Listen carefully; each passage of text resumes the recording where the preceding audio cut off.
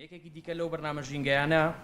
کە هەم بەرنامەی ژینگەی بۆ هەم با بڵێن خوێندنەوە پرسیاری ئەو بکەین مەسەلەن بە گشتی میدیاکان گرنگی بابەتە ژینگەکان ئەدەن بەڵام چۆن ڕووماڵی ئەم بابەتانەکەن کە هەستمان پێکردو تا ئێستا و ڕوویکردەوە هەمیشەکۆ ئەوەی کۆمەڵی گۆڕانکاری خێرا لەسەر سەوی گلۆبال وەرمینگ چییە؟ بەرزبوونەوەی پلەی گەرما، ئەقتیباسی حراری چییە؟ کلایمەت چێنج چییە وەک تەئسیراتەکانی لەسەر عێراق و ڕیسکانی کە لە عێراقدا هەن.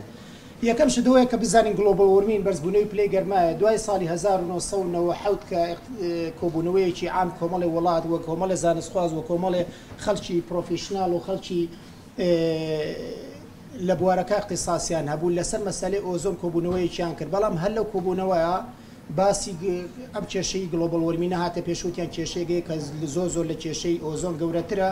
کە ئەویش کێشەی گلۆبال وەرمینە بە هەند وەرگیرا و کێشەکە لە ساڵی 1992 خرایە ناو UN-ەوە پاشان کیاتۆ پرۆتۆکۆلی کیاتۆی بەدوا هات کە لە یابان ئیمزا کرا و ساڵی 2005 خرایەوە جێبەجێکردنەوە دوا بە دوای ئەوەی ئێشتا نەبووڕێ زۆرێک لە وڵاتان ئامادە بوون و ئیمزای سەر وەرەقەیان کرد کە پابەندە بن بەوەی کە هەوڵبن ئەم کێشەیە کەمتر بکرێتەوە بەڵام بەداخەوە نەگەشتنەوە ئامانجەی کە بۆیان دانرابوو و تارگێتەی بۆیە ساڵی 2015 کۆنفرانسی پاریسی بەدوا هات کە ئێستا ئیشی لەسەرکەن دیوارە دیسان تارگێتی دانایەوە بۆ زۆربەی زۆری ئەو وڵاتانەی کەمەین پۆلیوتەنتن پێویستە خەڵک بەڕاستی هۆشیار بکرێتەوە لەو ئەرقام بە داتا مۆزوعی ڕقم و داتا زۆر مهمە یعنی ئێمە ئایا چەندێک ئەوە پشت ڕاست کرێتەوە ئایا ئەم نەخۆشیە نەخۆشیانی کە بڵاو بۆتەوە لە هەرێمی کوردستان و لە عێراق بە شێوەیەکی گشتی چەندێک داتاکە چەندێک مەترسیدارە چۆن هەڵەکشێ چۆن زیادەکە و ئەوەی کە دکتۆر ئیشارەتی پێکرد کە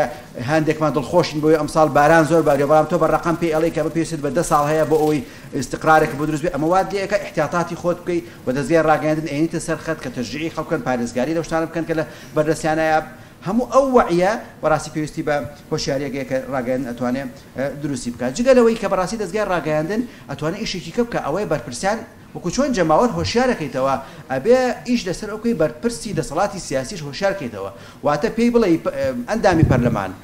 وەزیرەکان سەرۆکی حکوومەت دەسەڵاتە لایەنە سیاسیەکان لایەنە سیاسەکانی هەرێمی کوردستان دەسەڵاتی سیاسی ئێوە ئەبێ بێنە سەر خەت اینجا ئەم کێشەیە حەلەبێ من دڵنیام لە وڵاتانی پێشکەوتووە ئەم ئیشە تەنها بە خەڵکی ئاسایی و ڕێکخراوی کۆمەڵگەی مەدەنی نەکرد حکوومەت قەناعەتێکی بۆ دروست بووە کە ئەبێ هۆشیاری ژینگەیی بڵاو بکرێتەوە کاری میدیاکان لە کوردستان و گرنگیدان و بابەتە ژینگەکان پێویستیمان بەوە هەیە کە بگەڕێنەوە بۆ مێژووی گرنگیدان بەم بابەتە بۆ یەکەم جار لە باشووری کوردستان لە کۆتایی ساڵی 1990 تاوەکو ساڵی 1993 لە تەلەڤیزۆنی گەلی کوردستان ئەو کاتە بەرنمەیەک هەبووە بە ناوی بەرنمەی ئاسۆی زانست کە گۆشەیەکی تایبەتی لێ تەرخان کراوە بۆ گرنگیدان بە بابەتە ژینگەکان کە لەلایەن مامۆستا موحسین عەلیەوە هەم ئامادە کراوە و پێشکەش کراوە نزیکەی 37 ئەڵقەشی لێ تۆمار کراوە خۆشبەختانە ئێستا جەنابیان لە ژیانایە